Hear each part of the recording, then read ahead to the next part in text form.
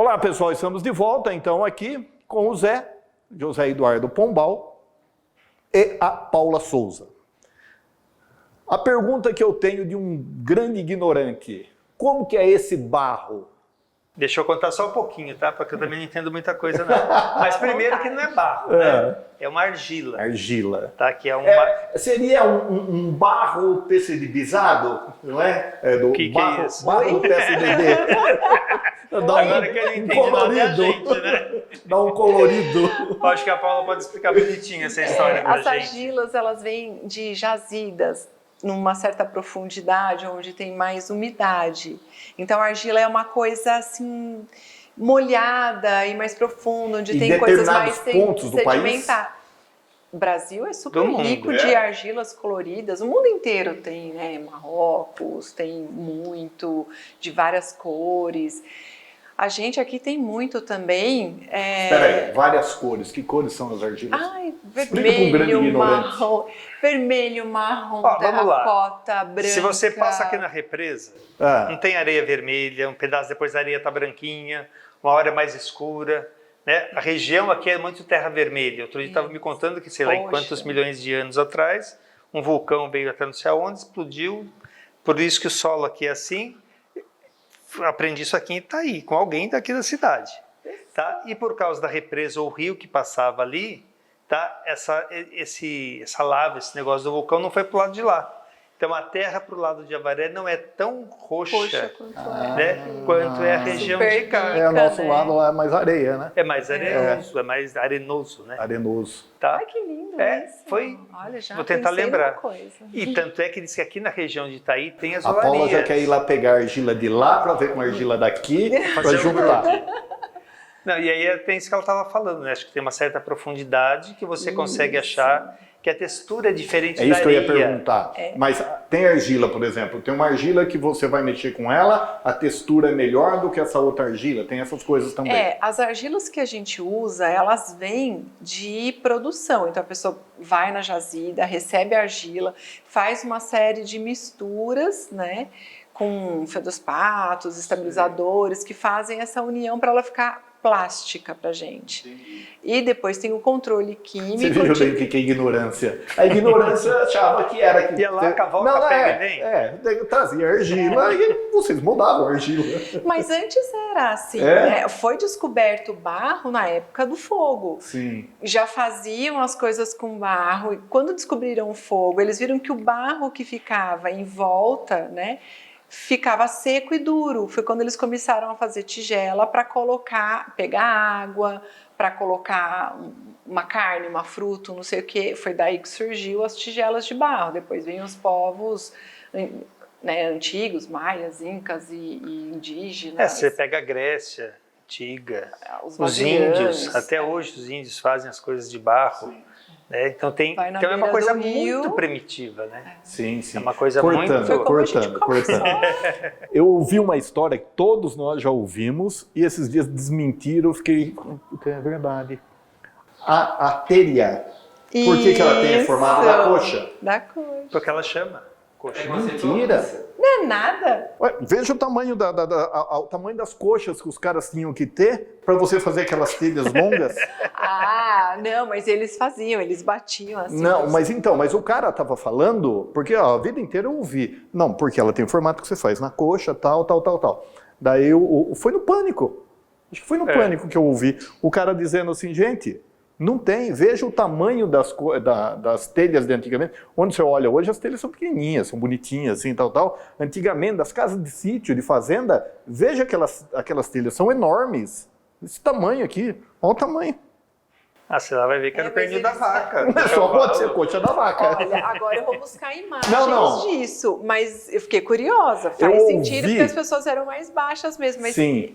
Se você vê as imagens das pessoas fazendo barro antigamente, na África eles fazem em pé ou sentado, né? Sim. Então eles sentam em volta ali do barro, pegam o barro, vão passando. Vão usando o corpo aqui, então, né? Pode ser que eles ficavam com a perna esticada, o barro aqui, moldava e fazia a perna inteira. A gente tá achando que é a coxa. Tem 2 livros. Acho que é só um. Tem um livro, A Casa da Mãe Joana, Não sei se vocês conhecem. Não. Ele conta todos os significados dessas coisas que a gente ouve e tal. E semana passada eu comprei um outro livro, que eu esqueço o nome agora, também contando os significados das coisas. Ah, não, porque a gente tem o hábito, né? Vem, falou. Não pergunta, gente... você só repassa. É só repassa, mas eu vou ver. Antigamente, então era feito assim, era na beira do rio, onde eles conseguiam pegar essa argila mais pastosa e que fosse fácil, né? Então sovavam, ficavam ali trabalhando, sovando,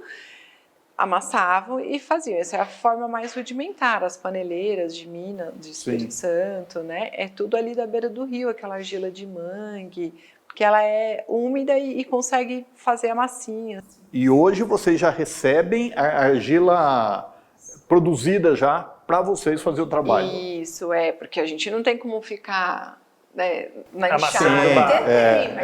não é O essa Zé a intenção. Eduardo, você enxada. poderia achar um canto aí e nós colocarmos o Zé. Diz que aqui na região tem. Tem, então. Eu agradeço muito as mineradoras. Com certeza. Já vem tudo embaladinho, saquinho, a vácuo, não tem ar no meio, olha que maravilha. Olha que Tem maravilha. que passar numa maromba para tirar o ar, sai a vácuo, tem que... eles fazem também, quando a argila está muito dura, eles passam no moinho de bola, então misturam para dar a textura que a gente precisa para erguer uma peça pequena ou uma peça muito grande. Então, o quanto que tem de dureza e de misturas químicas, né, dessas sílicas todas na argila, é que vai falar, essa argila aqui é boa para a gente fazer uma cuba grande, entendi. ou, né, como essa aqui atrás, ou uma peça pequena. Um pratinho pequeno, uma coisinha menor. Qual é o tempo de você moldar para uma peça dessa daqui? O tempo de você pegar a argila, começar a trabalhar e deixar ela pronta? Depende de quem vai fazer. Né? No caso, se eu pegar para fazer, eu fico o dia inteiro e não sai.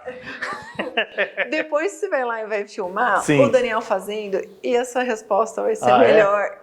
Vai ser de cada O um. Daniel, só para contar, é o oleiro que trabalha aqui no barracão da Paula. Sei. É uma pessoa que tem uns 40 anos 40 de profissão. anos só de olaria. É, de olaria, E você de estava fazer do dizendo pés. como que é? Ele monta as peças? Ele pega um pedaço, uma pelota de barro, bem grosseiramente falando, né, joga no torno, gira e ele faz e ele vai mágica. com a mão com a água assim, vai modelando. Então, eu que não sento no torno, então assim, mais para cá, mais para lá, sobe mais, quero não sei o que, eu quero... Ele vai ele é o copiloto. Entendi. Eu viro para ele e falo assim, eu quero uma peça com 3 quilos de barro. Hoje eu já estou com essa noção, depois de um ano vindo aqui, né? Entendi. Então eu tenho uma noção que uma peça de 3 quilos vai dar uma peça médio grande, então eu quero meio esse formato, mostro um desenho para ele, aí ele começa a fazer, ele vai abrindo, vai subindo, vai nascendo de verdade a peça na minha frente, tá?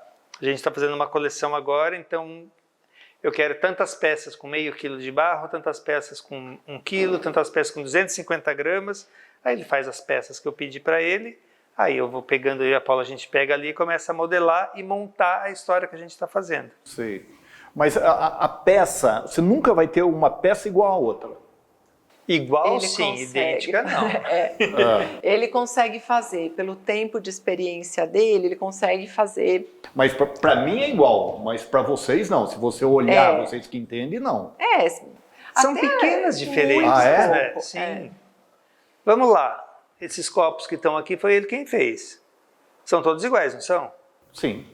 Agora, se você pegar a régua, não. Lógico. você vai ver que um é isso. diferente do outro. E aí, por exemplo, ele subiu o copo, né, reto, sem esse amassado. Certo. Aí eu vim e amassei.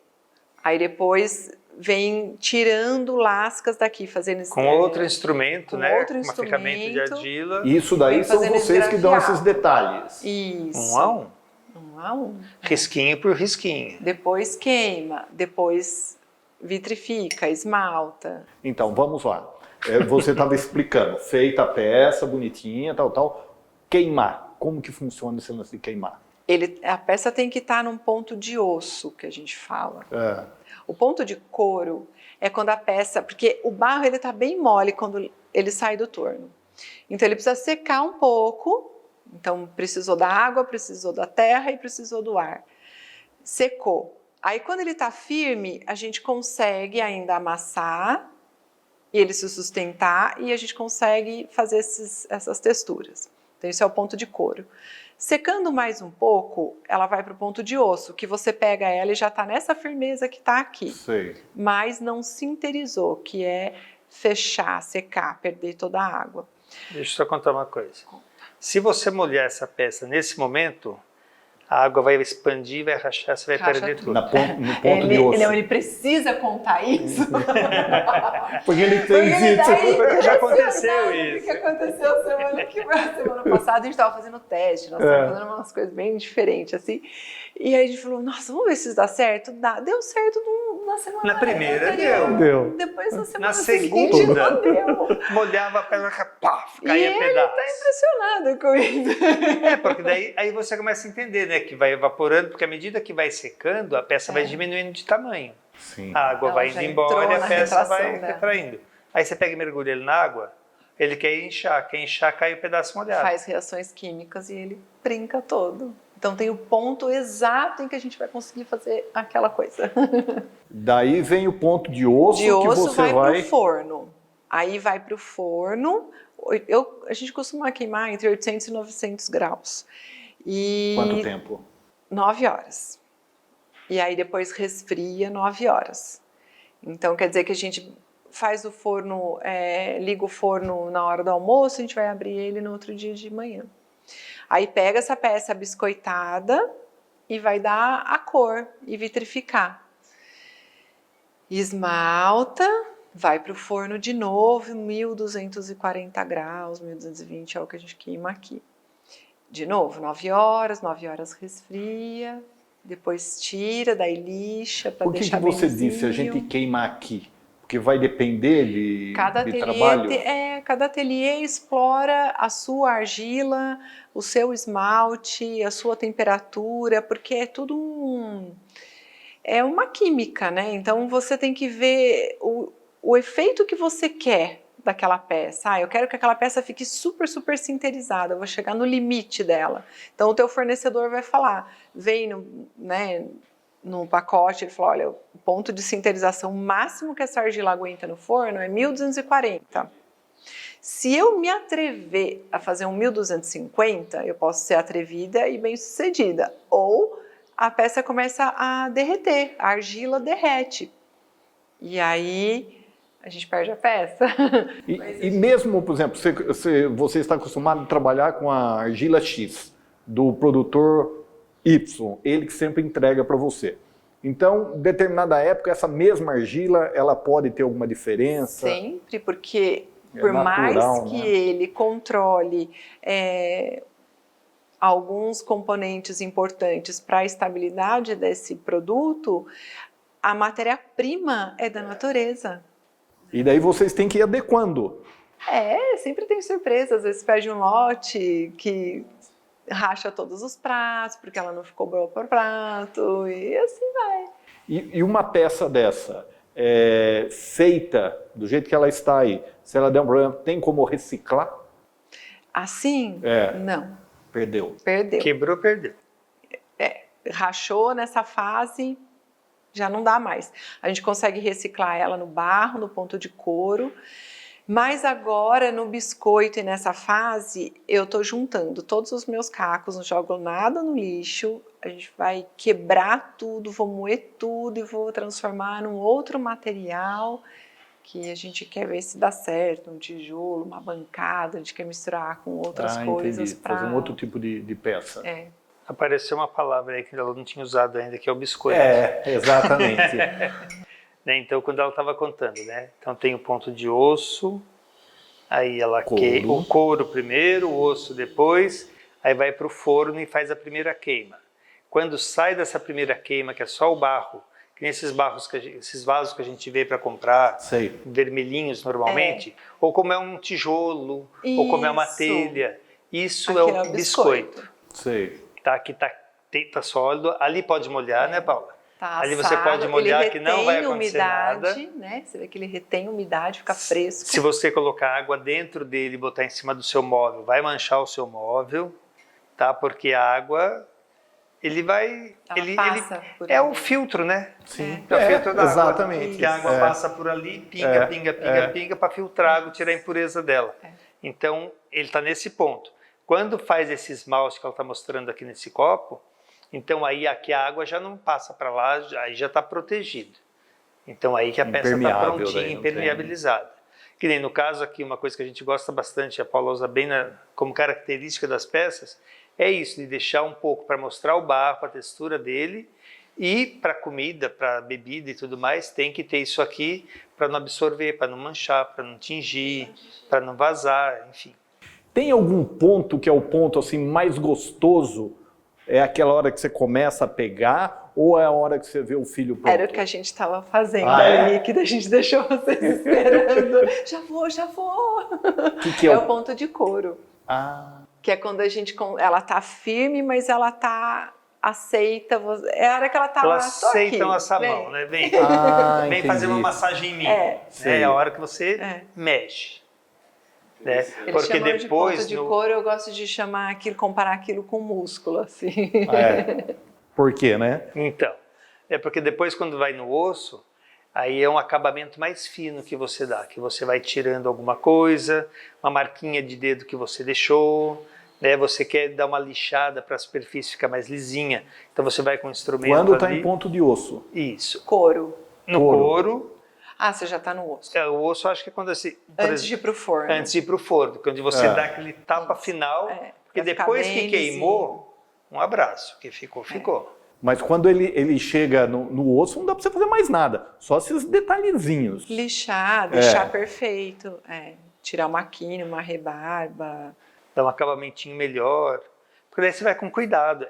É muito cuidado. Você tem que ter muito cuidado o tempo todo que você vai mexer. Bastante artesanal, não? Muito. 100%. 100% artesanal. Até o torno, né? Quando você fala assim, o torno de esteca, o mesmo torno do Daniel, que tem o mecânico, tem a máquina junto, é mão. É pressão de mão, é controle de quanto de água você coloca. Quanto de argila você põe. É tudo sempre. Por isso que eu falo, é tudo igual, mas nenhum é idêntico. Então, e tem um outro detalhe também. Tem dia que não vira. Choveu. Não, o dia seu. De repente, aquele dia, não estou suportando nada. Não dá para ficar fazendo. Eu vou te falar que às vezes a gente chega aqui e fala, meu Deus, mas que dia. Aí você chega aqui... Energia canaliza tudo para fora, e você fala, nossa, que bom que eu tô aqui, aquilo. Aí quando você vai resolver o seu problema lá fora, você já tá resolvido. É uma terapia, então. É bem isso, de verdade. Senão que eu venho todo dia para cá. Terra, água, fogo e ar, né? Você está ali energia. nesses elementos totalmente. Todos os elementos ali. Tá tudo aqui, ó. Nesse copinho. Muito legal. Vocês querem falar mais alguma coisa que eu não perguntei, que vocês acham interessante? Fiquem à vontade. Não sei. Eu acho que... Espero que as pessoas tenham ficado curiosas e a gente tenha explicado um pouquinho, né? Cada dia que eu venho para cá, eu aprendo uma coisa nova.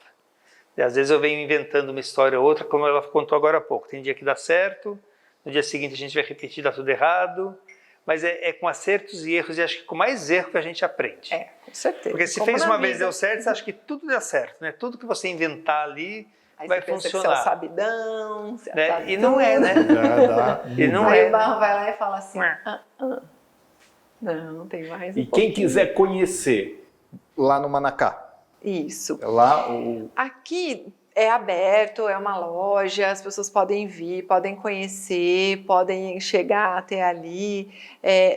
Eu não divulgo muito, porque a gente daí tem que parar para explicar. Sim. E eu ainda não tenho essa estrutura, né? Certo. Mas a ideia é que agora em 2022, às vezes eu até me perco ano que a gente está, isso aqui, aquela casinha no fundo vai abaixo e vai virar uma escola aqui em cima, porque muita gente pergunta, você não dá aula e tal?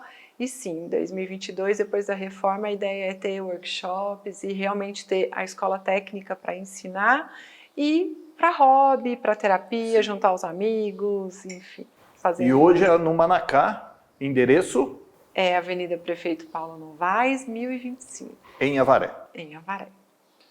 Gente, muito obrigado e fica aí para as considerações finais de você. E fica à vontade, pode falar o que vocês quiserem. Bom, então eu queria agradecer a vocês, primeiramente, por terem a curiosidade de vir aqui e poder levar, né, para as pessoas que gostam e querem saber mais acerca da cerâmica e do trabalho manual, mas não conseguem chegar até a gente. O que vocês proporcionam é cultura, né, conhecimento, e eu acho os meios de comunicação imprescindíveis, principalmente quando você ouve diretamente da pessoa, que você mostra o local e não é a informação passada, né? É informação direta e espontânea. E queria agradecer, assim, de uma maneira geral, as pessoas que estiveram comigo nesse projeto de Itaí, que ajudou a alavancar outros projetos, como o projeto da Ferreira de Araújo, que em breve, que vai ser em março, acho que é março, a inauguração em São Paulo dessa loja, que vai ser uma coisa diferente. Assunto para outra entrevista. Mas foi por causa dessa oportunidade que aconteceu e que está todo mundo convidado a vir conhecer o projeto de Itaí, o Manacá, e em breve sigam nas redes sociais e vão acompanhando as novidades na Ferreira de Araújo. Ótimo, Paula, obrigado. Agora nós vamos falar com o José. Primeiro, acho que agradecer a Paula, né, por ter me oferecido, me aberto esse ateliê, me apresentar esse universo, tá? Que foi assim esse ano, foi uma maravilha fazer isso, conhecer um pouquinho. Eu falo que eu não sei nada, e não sei mesmo, mas assim, de ser curioso, de ficar propondo coisas, e ela aceitar, ela acolhe tudo isso, né? E a coisa mais bacana que eu vi esse ano acontecendo aqui dentro foi esse projeto com as meninas aqui no barracão, que assim, da primeira vez que eu vim para cá, que éramos eu, a Paula, a Tainá e o Daniel, e numa outra vez eu venho mais uma pessoa, na outra vem mais 2, mais 5, mais 7, e o torno chegando cada vez mais torno, cada vez chegando mais forno para assar as peças. Então você fala assim, gente, aquela história que ela me contou, que me encantou em vir aqui conhecer tudo isso, você vê se materializando e ganhando corpo. Tá? Então isso foi uma coisa muito bacana que aconteceu esse ano, que fez com que tornasse isso tudo muito prazeroso, muito gostoso. E é que o Daniel fala sempre pra gente, né? O bichinho morde e você não quer se largar mais isso. Né? Você não vê a hora de vir aqui, pôr a mão no barro, mexer nas coisas, mexer nas peças e criando coisas cada vez mais bacanas. É isso. Obrigado. Vocês são de parabéns, muito obrigado por ter recebido a gente. E quando quiserem divulgar, é só dar um toque que estaremos aqui de novo, ok? Até a próxima semana.